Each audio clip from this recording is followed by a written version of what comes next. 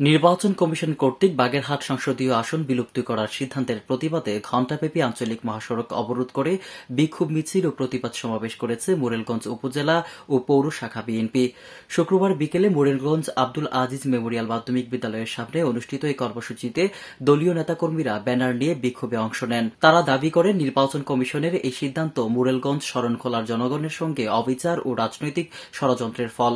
উপজেলা বিএনপির আহ্বায়ক শহীদুল হক বাবুর সভাপতিত্বে এই প্রতিবাদ সভায় প্রধান অতিথি ছিলেন বাগেরহাট জেলা বিএনপির সাবেক সহসভাপতি কাজী খায়রুজ্জামান ও বিশেষ অতিথি হিসেবে উপস্থিত ছিলেন জেলা যুবদলের সাবেক সভাপতি ফকির তরিকুল ইসলাম, কেন্দ্রীয় মুক্তিযোদ্ধা প্রজন্ম দলের সাধারণ সম্পাদক ইব্রাহিম হোসেন সহ উপজেলা বিএনপি ও বিভিন্ন ইউনিয়ন বিএনপির সভাপতি, সাধারণ সম্পাদকবৃন্দ, সহযোগী সংগঠনের নেতৃবৃন্দ সহ আরও অনেকেই উপস্থিত ছিলেন।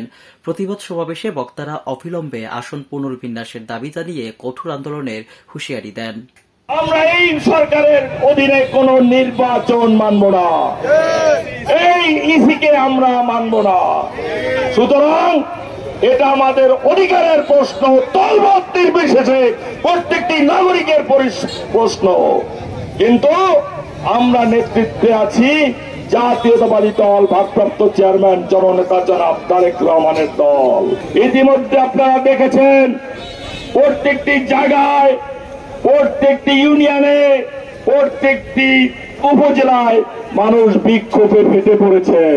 বাগেরহাটকে অক্ষুণ্ণ রেখে আমরা এখনো ইসিকে বলতে চাই যে আপনার শুভবুদ্ধির উদয় হোক, অচিরেই 2-1 দিনের মধ্যে আপনার এই আদেশ এবং আপনার প্রস্তাবনা প্রত্যাহার করুন, নাইলে বাগেরহাটের প্রত্যেকটি ঘরে ঘরে আগুন জ্বলবে, নির্বাচন কমিশন অফিসে আগুন জ্বলবে, থানা উপজেলায় আগুন জ্বলবে।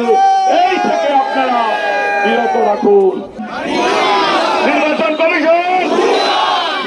কমিশন অবৈধ আদেশ। বাগেরহাট থেকে সাগর মণ্ডলের রিপোর্ট, আমার বার্তা ডিজিটাল।